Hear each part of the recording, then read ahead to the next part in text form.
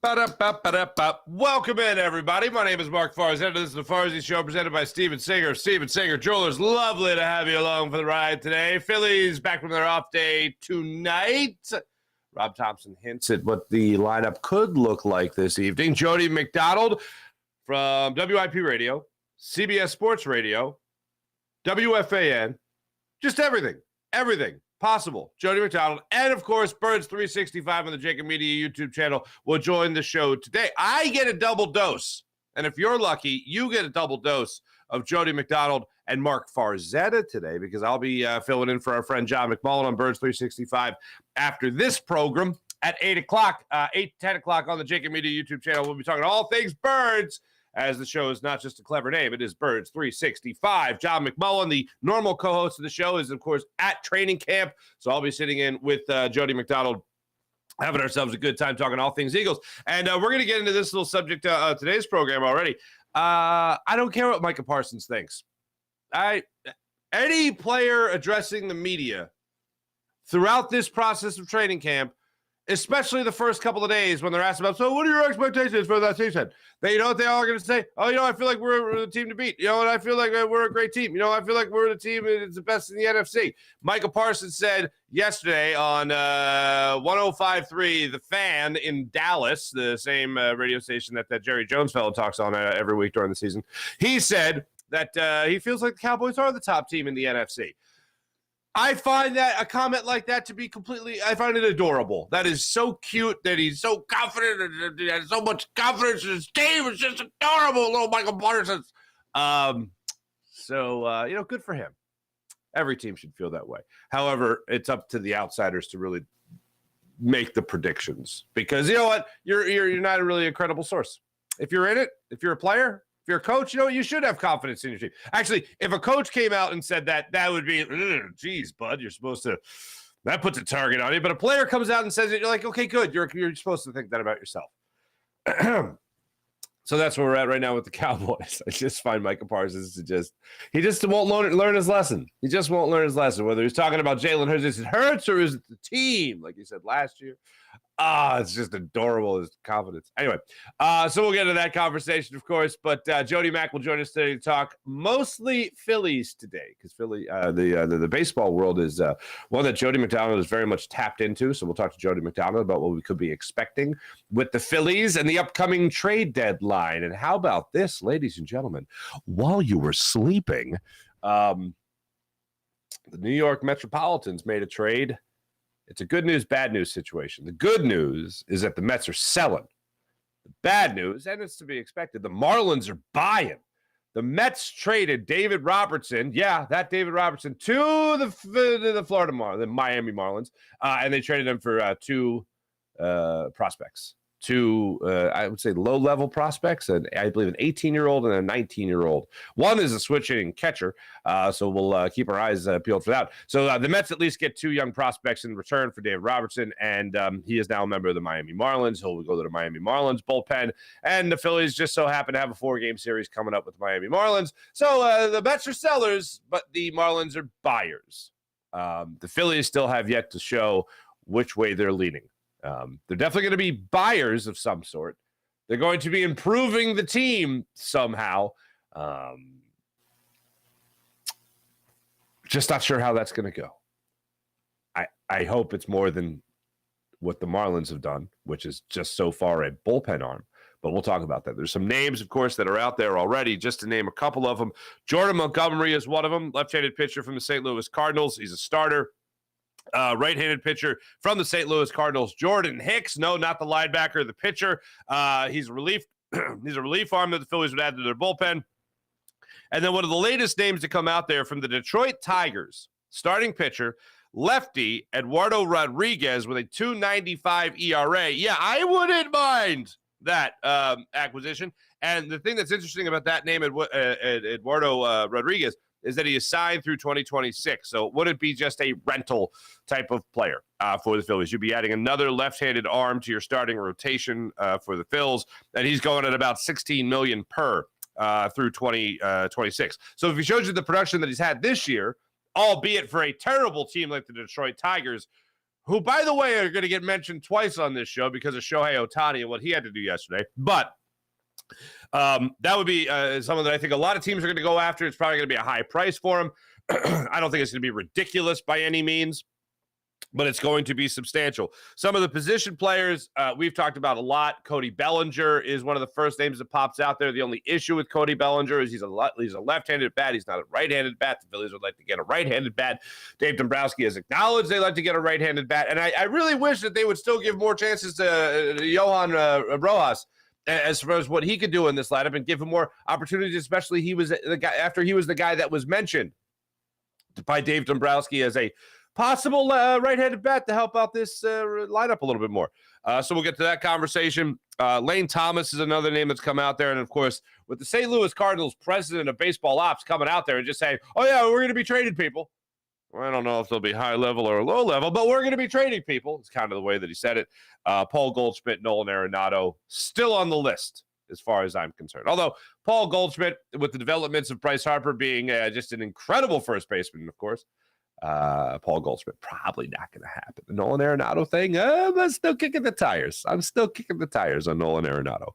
So we'll get to that conversation as well, including some speculation with Cody Bellinger and what the Phillies might have to give up in order to get Cody Bellinger, who, by the way,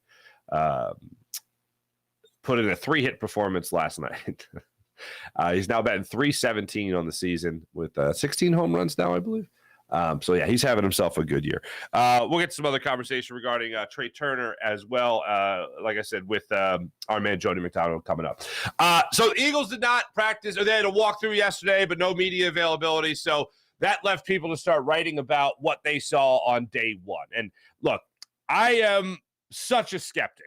I know a lot of times I get to fly off the handles with optimism or even pessimism, or as I like to call it, being real, right? Being real.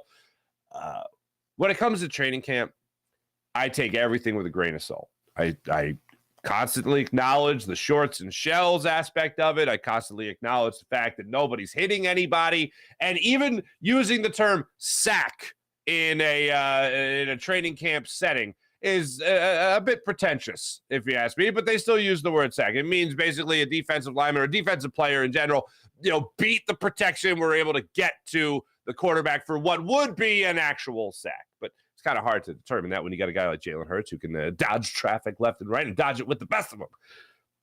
But the name that I saw the most from everybody's recount of what they saw at training camp day one was Jalen Carter. Jalen Carter, and then just after him, Nolan Smith. And ladies and gentlemen, if there is a better feeling than getting 2 first-round picks to hit on, and they come in and not only just be starters, but they come in and be impact players. If you got that, if these guys are really off the charts already, and you hear great compliments like we talked about yesterday from Jason Kelsey or Fletcher Cox and what these guys are being able to bring to the table, Lane Johnson, well then that just shows you get started on the right foot. Look, it doesn't mean after one game they're going to have after one practice they're going to have Hall of Fame careers. That's not where we're getting at. But sometimes there's that learning curve with young players. We saw it a little bit with Jordan Davis last year. A lot of that was because of injuries, certainly. We saw, of course, with Brandon Graham's probably the best example of that, where you really had to wait those 3 years that everyone says you got to wait for to evaluate a draft class. Oh, you got to wait 3 years before you really evaluate a guy. Okay, well, you know what? He started actually having production after that time. If you can have a guy that jumps in, if you can have a guy like Jalen Carter, if you can have a guy like Nolan Smith, and they jump in, and they're not just starters who look like they belong. They don't make huge mistakes. They don't get blown off the ball, whatever it might be. If they come in here and actually become impact players from jump, they're getting sacks. They're creating holes. They're creating opportunities for even the occasional blitz from Sean Desai's defense, where Nakobe Dean could be coming up the middle to make sure that he gets after any quarterback. If they're doing that and they're stopping the run, whatever it might be with Jalen Carter, then this defense is not going to miss much of a beat. Even with the transition at the safety position for this Eagles squad, going from CJ GJ to Terrell Edmonds, going from Reed Blankenship to maybe Sidney Brown. Sidney Brown, third team, by the way, through the first day of training camp.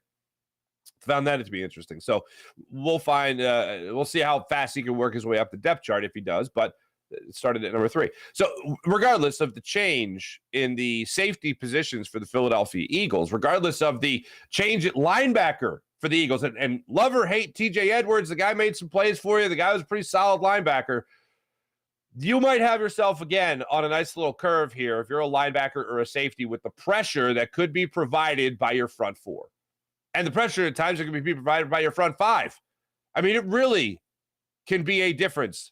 Or excuse me, it really could be something special. And this is after a 70-sack season. It could be something special with young talent that, might not bear fruit of a 70-sack season, but still be one of the top sack teams in the NFL. I'll take that with a young defensive tackle, 2 young defensive tackles, including Jordan Davis, last year's rookie, Jalen Carter and Nolan Smith coming off the edge.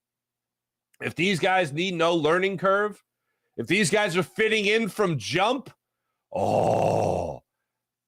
as I said yesterday, 70 sacks doesn't seem like it's that far a cry.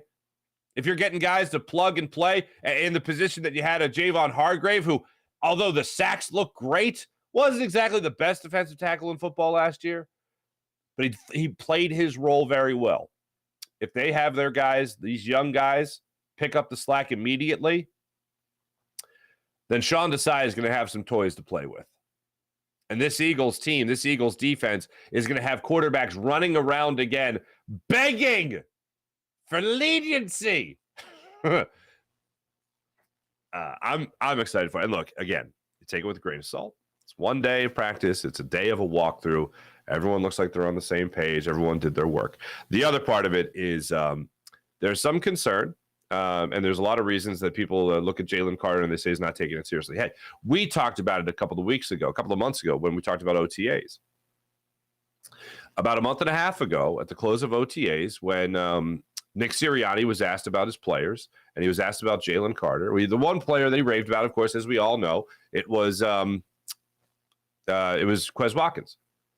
The player that he kind of was a little sheepish on was Jalen Carter, because he was asked about being in shape, about Jalen Carter being in shape. And we played the cut for you on the show. And if you remember, Nick Sirianni did not say, the question was, is Jalen Carter like in shape? Yes. No, it wasn't like that. It wasn't like he just jumped right to the affirming, oh yeah, he's great. And makes us all feel warm and fuzzy that he's great with his conditioning and all that. Oh no, it sounded like it was going to be a little bit of going to be a minute before Jalen Carter got in shape from his pro day to OTAs to training camp. So that may be a little, why do those other teams pass on him? What's going on here? Should I be nervous? Came out, passed conditioning test, and then passed what I'll call the vet test, where the veterans took notice. Jason Kelsey saying yesterday, or 2 days ago rather, that the guards and other offensive linemen were already talking about Jalen Carter, and oh wow, look at this guy. We're going to get our money's worth of practice with this guy. Seeing his name out there as much as I did, seeing Nolan Smith's name out there as much as I did, gave me the warm and fuzzies about the draft class not coming in with drama. Not coming in with all the stories that could have been written. Nolan Smith doesn't look ready. Nolan Smith's not taking this serious. Jalen Carter's out of shape. No, those were not the headlines. So let's just take a moment and just appreciate that that's not how we're starting off their true professional careers at training camp with their first training camp, that they're starting off on the right foot and everything looks fantastic. Let's get to Micah Parsons for a second here. Micah Parsons, during that radio interview that I alluded to earlier, said that the Cowboys are the team to beat. This coming on the same day where Dak Prescott was addressing the media and talked about how his interception numbers are going to be down. Okay. I'm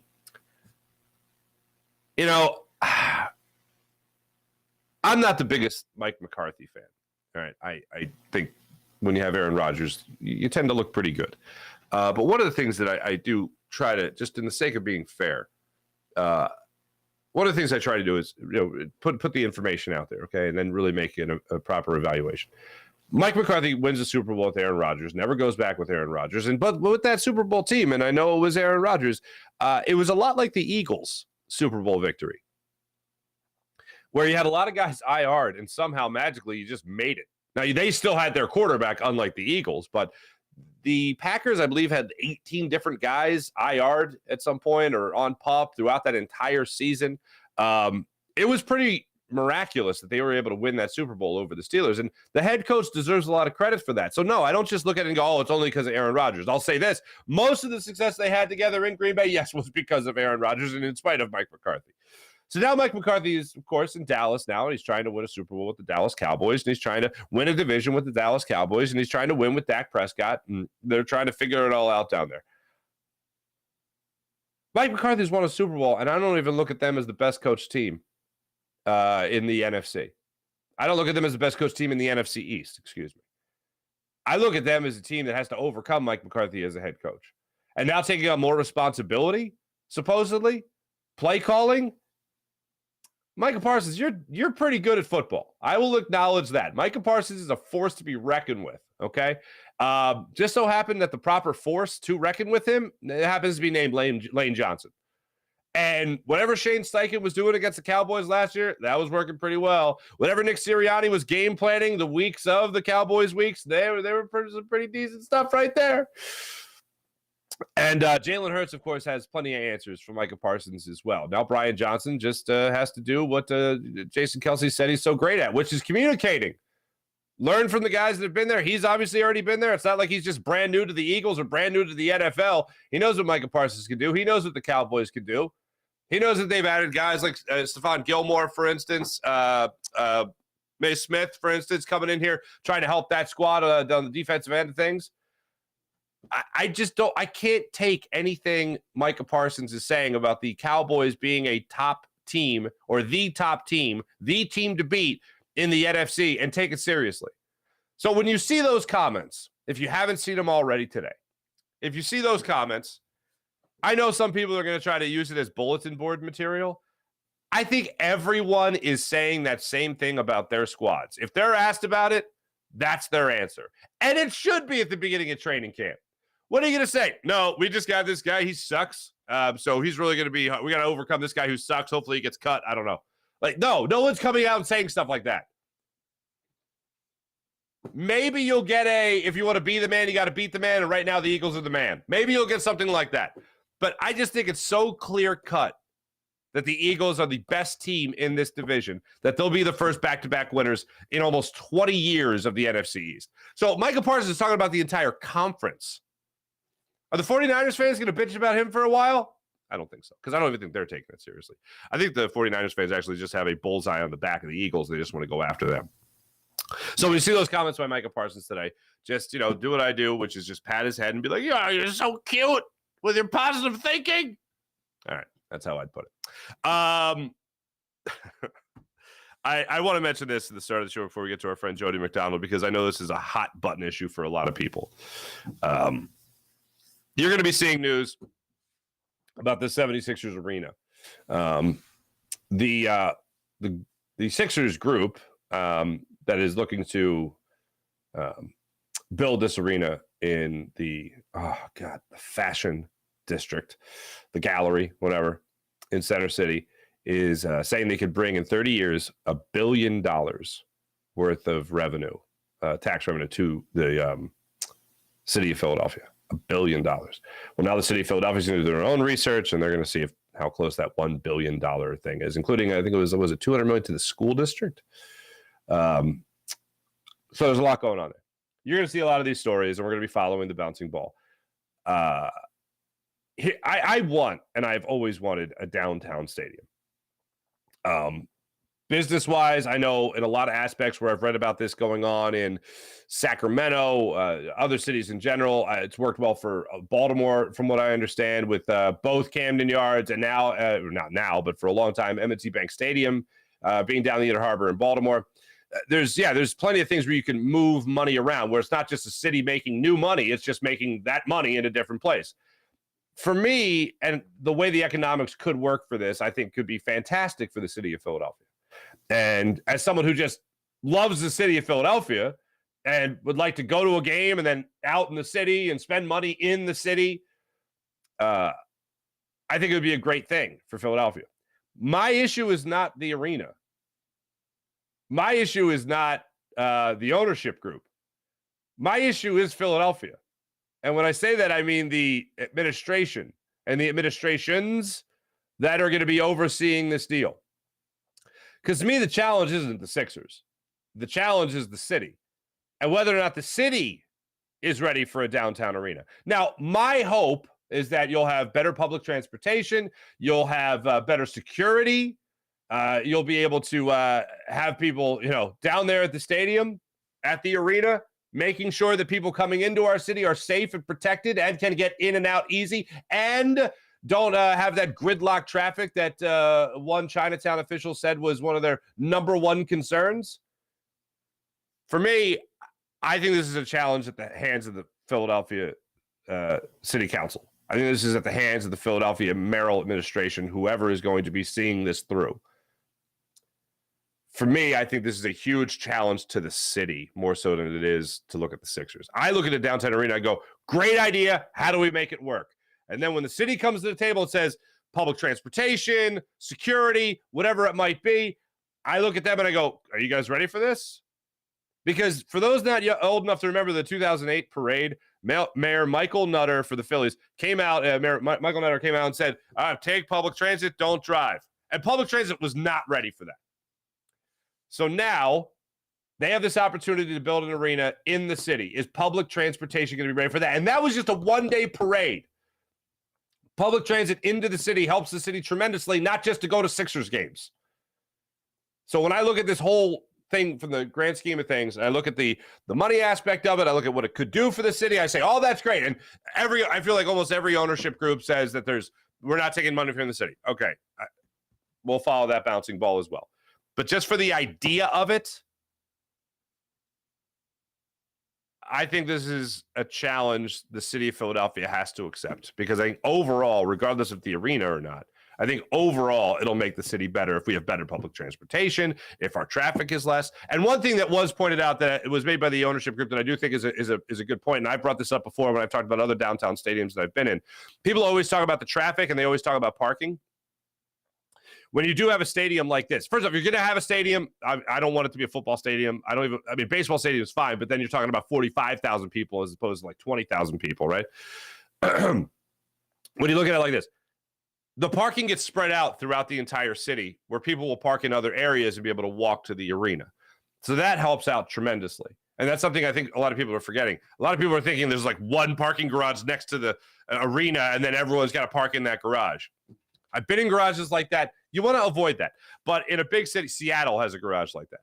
But, there's still options to park around the city, but there's one huge one that is just a pain in the butt to get out. But anyway, people tailgate in the garage. It's pretty crazy. But anyway, looking at it like this, the city needs to be ready for this challenge that I think the Sixers are going to provide. And I hope they don't drop the ball on it. I know everyone wants to look at the Sixers. Everyone wants to look at millionaire owners. I'm looking at politicians. I'm looking at city council members. I'm looking at people that are going to get this city ready to have something that I believe is a great idea, a downtown arena. And I think it, yes, eventually will help the city if the city's ready for it. So while everyone likes to do the easy thing and say, oh, billionaire owners want to do something to our city. Yeah, it might actually be a good idea. Is the city going to be ready? That's what I want to see. If the city's going to be ready for that. Some people have their doubts, and I can see why. This is coming from someone who just moved out because the city wasn't exactly the place that I knew it for the last 20 years. Not in a good spot. And I know it's not just Philadelphia. It's everywhere. So when I see the downtown arena, I don't just look at greedy millionaire owners. I look at our city and I say, are you ready for this? Are you ready for this? Because it's something that I think could be a great thing. So we'll continue to follow that bouncing ball. Let's get to our friend Jody McDonald. But first, let me tell you about the great people at Steven Singer Jewelers. The other corner of 8th and Walnut, right there on Jewelers Row. For over 40 years, Steven's been in the love business in Philadelphia, helping people get engaged and fall in love. So do what I do when it comes to the other corner of 8th and Walnut. Check out my man, Steven Singer. One place, one price, home of the perfect price, online at IHateStevenSinger.com. That's IHateStevenSinger.com. How about the incredible people at Freestone Farm CBD? FreestoneFarmCBD.com. You'll love their tropical tasting Bayox that clocks in at a chart-topping 24.1%. And Super CBD, which is half Hindu, Kush, and 21%. Genetics of these guys are off the charts. Try Freestone Farm CBD at FreestoneFarmCBD.com. All right, without further ado, let's jump on the Rothman Orthopedics guest line and talk to our good friend, Mr. Jody McDonald, about all things Phillies.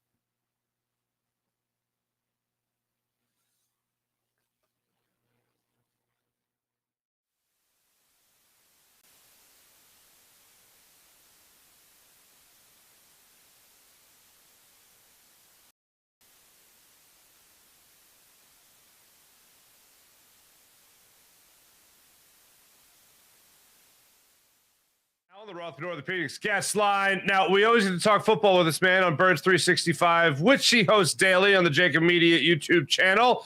Now we're going to tap into the baseball portion of the great Jody McDonald's mind.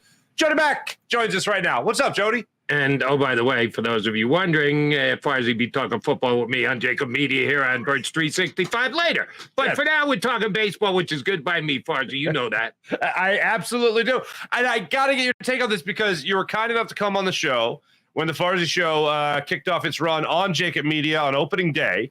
And then we tapped into your baseball mind when it came to the Phillies in the upcoming season and going through it and all that. And now we have this Trea Turner enigma that nobody really saw coming. Understand that some guys have trouble transitioning to a different team. Francisco Lindor had that with the Mets. Now Trea Turner is having that with the Phillies. How do you think, or what do you make of how Rob Thompson has handled to this point the Trea Turner situation? Well, before I get to Rob Thompson, can I just say this? Listening to your old station, my still current station, WIP today, heard you, Douglas, talking about you got to give this guy slack. It's hard to play in Philly. There's an adjustment period. And I know Castellanos wasn't up to snuff last year, and he's better this year. Did they ever talk about, listen, we know you're going to suck your first year, but that's okay. We're giving you 11. So if you're good the last 10, that'll be perfectly fine, Trey. I don't remember anybody mentioning that last year when he signed the 11-year contract. So the whole, you got to give him time to get used to playing in Philly. No, if you sign here, you're expected to play here from day one to the level that it says you should on the back of your baseball card. So I'm not cutting Trea Turner any slack. I'm cutting him slack just in general that anybody can have a bad 2/3 of a season, and hopefully the last third of the season he gets closer to what he usually has been. But the whole, oh my God, you're asking him to do it in Philadelphia thing. Guess what? He's going to be in Philadelphia next year. Is it ever going to get any easier? Fans going to be nicer next year? I think it's crap is what I think it is. So, yeah, Trea Turner has not played as well as we thought. The manager has tried to keep him at the top of the lineup. They went lead off, and they said, yeah, this isn't working, and we got Schwarber, so we always throw him back and leave. And now they're locked in at the 2 spot. I was glad to see he got a day off yesterday. Sure enough, Sosa hits a home run. Good on Rob Thompson for pushing that right button. But I got no problem with moving him down. Let him get hot. Let him earn his way back up to the top of the lineup. I don't care what his paycheck says. He looks like a 7-hole hitter to me right now. He certainly does, especially in this lineup right now with the way everybody else is hitting. Maybe even JT Realmuto starting to come around. He had a good series against the Orioles there. I didn't realize he's got 14 RBIs in 14 games career against the Baltimore Orioles. I did not know that, JT Realmuto. But you're right. Rob Thompson pushed the right button with Edmundo Sosa. Now, going into this Pittsburgh series, they got a 3-game series in Pittsburgh, 4-game series in Miami. I'm right there with you. There's no way Trea Turner comes back after what will amount to 2 days off, essentially. There's no way he returns back to the top, to the top of the order in terms of, a 2-hole hitter on this squad, right? You think Rob Thompson, if you're making a prediction as to what happens, do you think Rob Thompson does have him even below the 6-hole? Batting second and playing shortstop for the Philadelphia Phillies, Trea Turner. Oh, Rob Thompson he's more of a stick-to-it guy. Now, he has been tinkering with the lineup. He moved Stott up from 6 to 5, which I'd like to see. He flipped Castellanos and Harper from 3 and 4, which I'd like to see. So at least this past week, he's shown the open-mindedness of tinkering. I'd like to see him tinker with the shortstop as well and drop him down. I don't think they go. I think they'll go down the route of back-to-back days will jumpstart him more than we're going to move him in a lineup.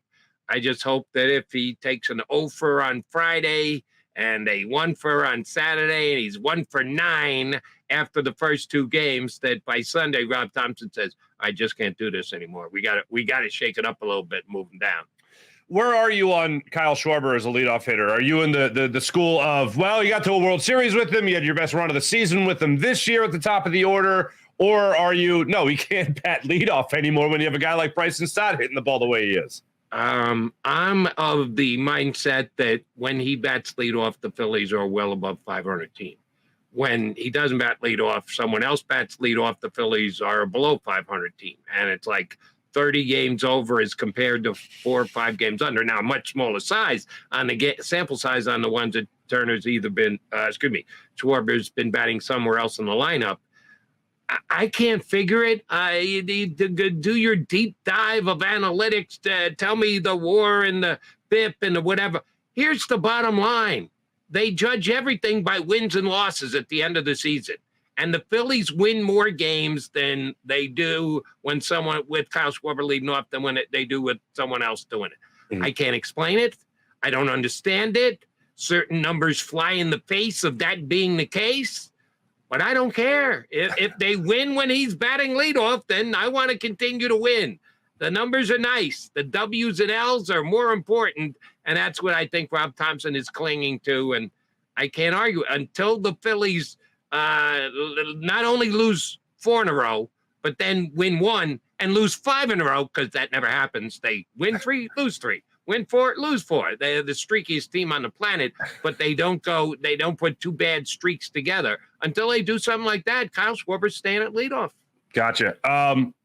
Bryson Stott, just overall, I'd love to hear your take on the young hitter and his approach at the plate. Just flat out smart. He's a smart player. I'm not going to make the mistake of comparing him to Chase Utley, because that's unfair. Chase Utley, arguably the best second baseman ever put on a Philly uniform. I'm not going to do that to this young man. But there are some similarities, not exactly the same, but some similarities.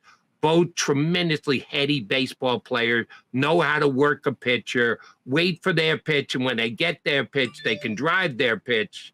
Looks like he's got a chance to be in the high teens in home runs, which I didn't think was going to be the case this early in his career. I thought at some point he could develop into a 25 home run guy. If he really goes nuts the last 60 games, he could get to 20. The Phillies should be proud of their drafting. Stott, first-round draft pick. You want him to get to the big leagues relatively quickly. He did. You want him to be productive when he gets there. He has. And the same exact thing for Alec Bohm. The 2 young guys who were number 1 draft picks have made it to the big leagues and have upped their game this year. A little bummed that Bohm's not hitting more home runs. I'm going to have a losing bet to my pal Glenn Mack now on that one. Going to cost me a fancy dinner. But what was the line? What was the line again? The line was he against Castellano. Oh. I thought he'd hit more home runs than Castellano would, and he's down like 14-9 or something like that. So it's not impossible, but I'm looking bad. But how can you not love the season that the kid has had? He's probably their best clutch hitter. Stott might be their best overall hitter, but the guy who's been driving in runs out of the 7-0, we make such a big deal about the lineup. You shouldn't have to drive in runs from a 7-0. You shouldn't get those opportunities. He does. He delivers. Both of the 2 young infielders are as big a reason as any that the Phillies are in that wild card run right now. All right. How much has Bryce Harper actually looking like a really good first baseman impacted the Phillies trade deadline decisions? Are they going to be going after a first baseman, Jody? They're going to be going after a corner outfielder, Jody. Where are they going, Jody? They're not going after a first baseman. I said this the other night and doing a crossover with John Johnson at 2:00 in the morning. He was surprised by it. Not only do I believe Bryce Harper is the first baseman for the Phillies, the majority of the time, they'll still do this, protect him, not ask him to do 3 games in a row thing. By the time we get to the second week of September, he better be ready to play like 15 games in a row at first base. But they're trying to bring him along slowly. He's going to be their first baseman for the great majority of the games for the rest of this season. And I think he's going to be their first baseman next year, too. If he continues to play it the way he's played, never played it before in his life, and I'm not going Gold Glove, but we were all worried about potential errors and not knowing what to do. He looks like he's been playing it for 5 years. So if he's that comfortable there and they got to have a first baseman next year, I know they could bring back Rhys Hoskins, who's a free agent at the end of this year. If they think it's easier to fill the outfield void than the first base void, I think Bryce Harper could be the Phillies opening day first baseman next year. I'll tell you, Jody, I said when he plays first base, he's going to play it like he's not that he'd be as good as a guy who's been playing it for 10 years, but I said he was going to go about it with that approach where he's going to be throwing across the field. He's going to be trying to turn, 3, 4, 1 double plays. And he saw me and said, I'll raise you jumping into a camera well. Like that's the guy knows no other gear than that. It's incredible.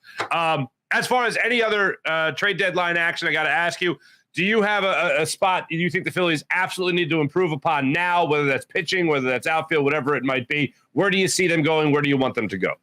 If the perfect outfielder is there, which I don't think he will be, and Tommy Pham for me is not the perfect outfielder. I know his name has been bandied about from the Mets. Then, yeah, I'd be willing to go there if the price is right and he fits in with this Phillies lineup and culture. Okay, fine. No, I'd still rather have a pitcher than a player. And maybe I'm reading too much into the stud young prospect that they have in center field. I know it's been all of 2.5 weeks, and he's played now more than a handful of games, but not even a dozen games yet. Rojas can flat out go get it, and I like what I see him swinging the bat. Yeah. So if you've got Marsh that you can move to left, and Rojas is going to do the job in center field. I know they're afraid to play him and want to play him against just left-handers. I'll take my chances with their options in the outfield right now. Give me, and again, I'm looking for the perfect guy. I'm greedy. What can I tell you? The guy who can swing back and forth between starting and relieving. I know you've been around long enough to remember Kyle Kendrick. Oh, sure. Kendrick was a reliever. And he would always get somebody's got a stomach bug, can't pitch today. Boom, Kyle Kendrick go out and give you 5 solid plus innings. And then they actually made him a full-time starter because he was so good with the fill-in stuff. He wasn't near as good when they made him a full-time starter as when he was a half starter, half reliever. I'm looking for that guy who, just in case somebody breaks down, got to miss a start, skip a start, maybe give a guy, because he throws back-to-back 8-inning games, you want to give him an extra day in the middle and push it to a 6-man rotation. You slide that guy in and give him that start. That, to me, is the best acquisition that Dave Dombrowski can make. All right. Yeah, and I'm like you, man. I want to see more Johan Rojas. And when we air this interview, which will be on Friday, I'm hoping he's going to be in the lineup tonight against the Pirates as as the starting center fielder, at least in this ball game. Jody, always great catching up with you, man. Oh, one more name for you. Nolan Arenado. Are you trading Alec Boehm if Nolan Arenado becomes available by the Cardinals? Yeah, I just sung the praises of. I know, and I love the guy too, but Nolan Arenado and the Rockies, I think, are paying $15 million of what's remaining on his contract. Yes, and you get the Cardinals to pick up a couple million. You get them for 20 cents on the dollar. I wouldn't say no if it's just 1 for 1. Right. But if I'm the Cardinals, I'm asking for more than that. Yeah. It's got to be Alec Boehm plus, and then depending on what that plus is, I would probably be reticent. Fun rumor. If I were a betting man, I'd say don't bet. I don't think Arenado's even going to be traded, but I don't think he's going to be traded to the Phillies. And fair enough. The whole Ohtani thing has gone by the board now too. So everybody's trying to get the best last guy. Good luck with that. Those guys don't shake free as often as everybody thinks.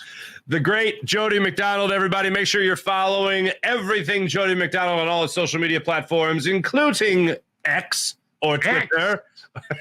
And by the time we hear this, X marks the spot. You're the X Factor, Jody. That's Thank you, Farzy. Good one. Birds 365. Of course, I'll be filling in for our friend John McMullen, who'll be at Eagles training camp. So we'll be talking birds, you and I, on Friday, and I look forward to doing that today/tomorrow. You know what I'm saying? Jody, thank you so much, brother. Done deal, Farzy. I'll talk to you in a bit. Sounds good. Jody McDonald joining us on the Ruffin Orthopedics guest line.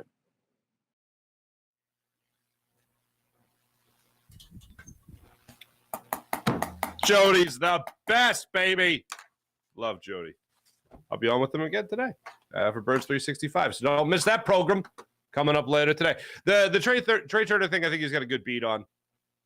They're not taking him out of the lineup, for good. They'll give him a day off, right? It would amounts to back-to-back days. So, and I know a lot of people might take it as, this is a punitive thing for Trea Turner. It's like, you sit there and you think about how much you suck. No, it's reset, man. All right? Reset, baby. We're just going to reset. And then he comes back and he hits sixth. He hits seventh, whatever it might be. And then, he comes back. Yeah, that's the hopeful part of it. The hopeful part of it is that, like Nick Castellanos last year, you don't have to wait a whole year for Nick Castellanos to look like the guy that you signed in the offseason. That's the goal. That's the goal. And Nick Castellanos was a little banged up last year, right? And then he gets into the playoffs, and all of a sudden, the guy starts looking like a Gold Glove right fielder. And has ever since. And then this year, of course, is an all-star.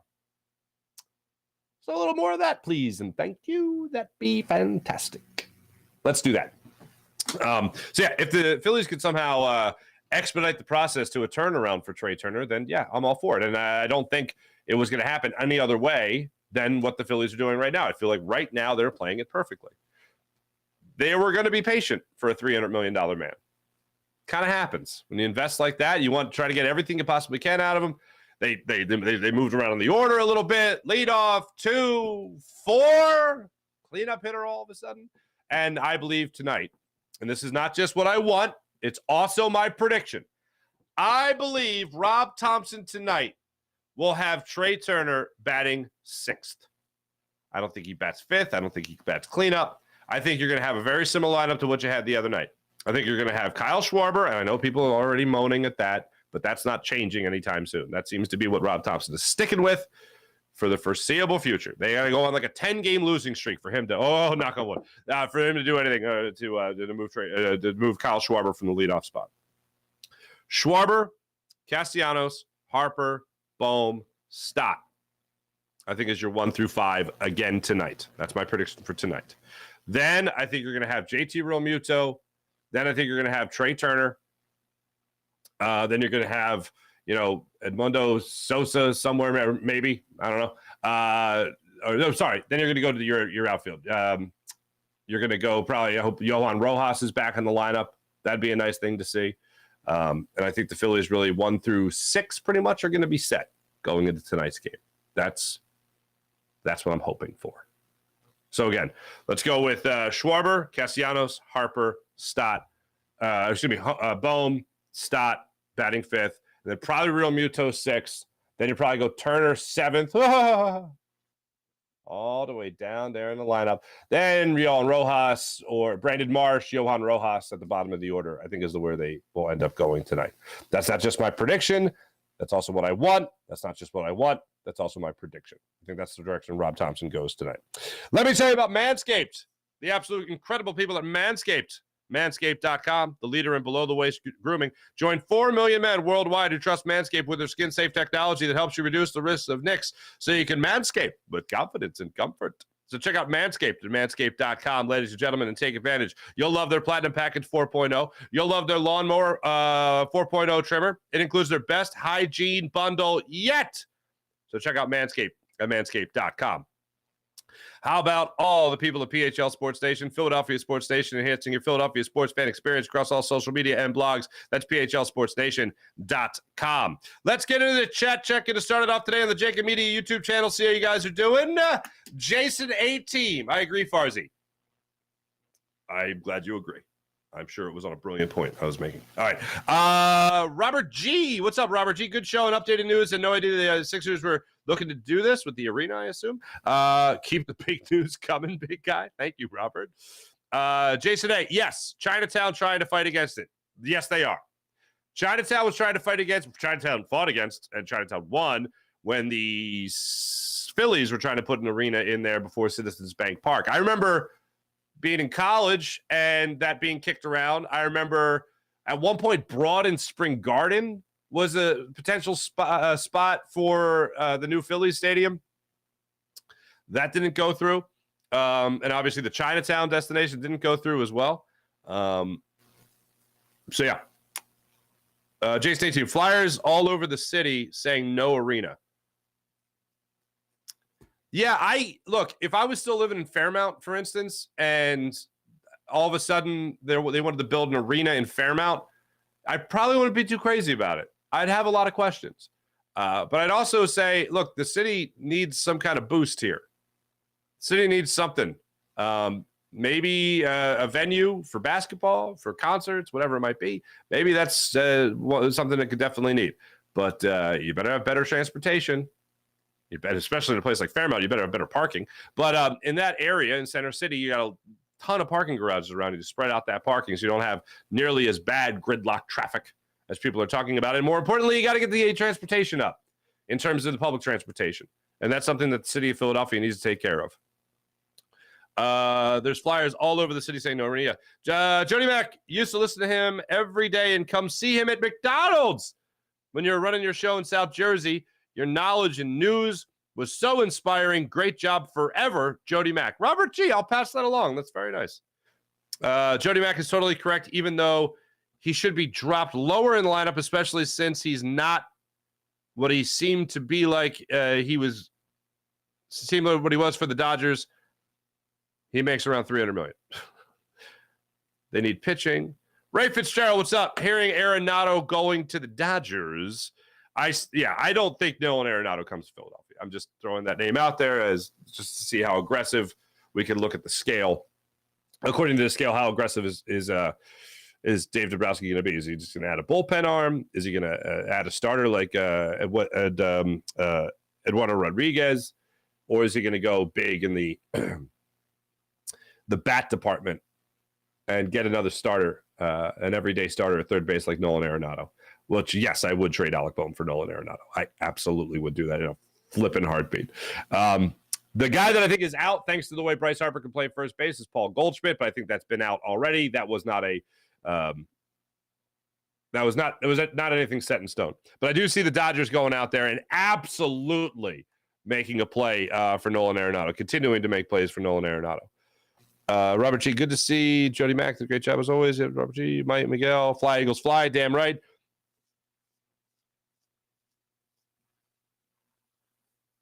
Jason, Broad and Spring Garden, basically the same, yeah. Thanks to everybody on the YouTube channel for Jacob Media. Let's flip it over to the Farzy Show YouTube channel. See how you beautiful people are doing. April, good morning, April. Sean Gillespie, what's going on? Sean Kilray, what's popping? Sean Kilray, let's get Cody Bellinger. I would love to see Cody Bellinger in a Phillies uniform. Love to see it. The apple of my eye is Cody Bellinger for this trade deadline. That's the guy I'd love to see. Tommy Pham, fine with Pham. But Cody Bellinger is a whole new ballgame. And if you could get him to agree to that mutual option that he has for the upcoming season at about 17, 18 million. Oh, yeah. Yeah. It was the upcoming season. Next season. Oh, yeah. Yeah. That's going to be a nice thing. That's going to be a real nice thing to have. Boop. Sean Kilrain, same thing. Nolan Arenado on the Dodgers radar. Yep. Oh, Kilrain. Wow. I hope this is Reggie White and Jerome Brown 2.0. Call me crazy, but wouldn't that be awesome? Yes.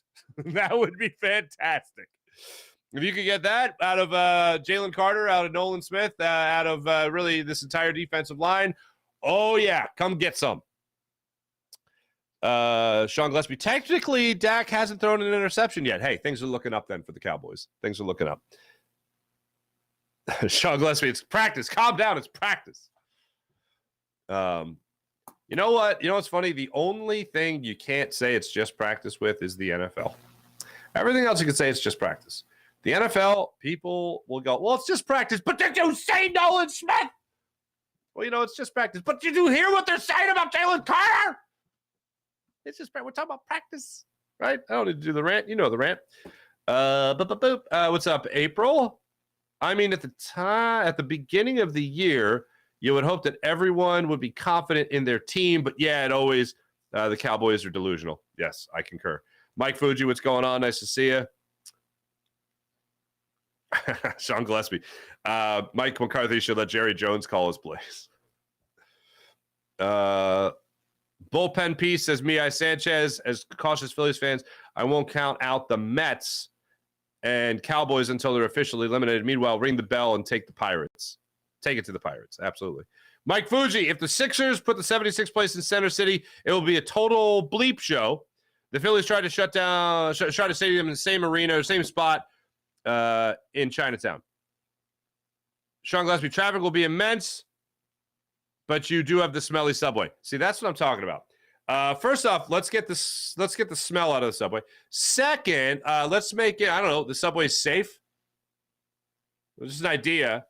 Maybe not have people, getting assaulted or, shot on the subway or stabbed. How about not getting stabbed? Less stabbing. People, I know it's easy to say parking. I know it's easy to say billionaire owners, whatever it might be. I'm looking at the city because I think an arena would be great. So the idea of it is great. Everything that surrounds it, that's not to exclude the owner, the billionaire owners, whatever. That's not to say that, they're fine and dandy. No, they have to have an up-and-up deal.